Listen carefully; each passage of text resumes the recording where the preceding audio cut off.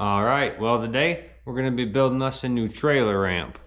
We lost one, so we got our other one we got here. We got the side rails next to it marking up all the middle pieces.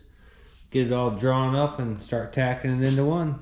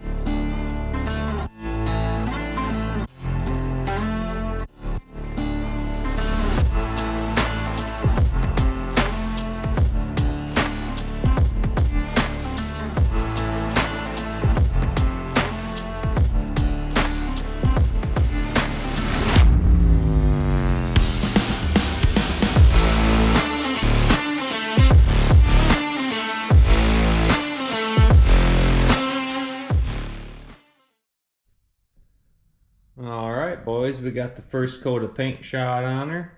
Looking pretty good. As you can see, looks nice and professional now. Looks better than the original one actually did. So go ahead and shoot some more paint on it. Let this second coat dry and see how she looks.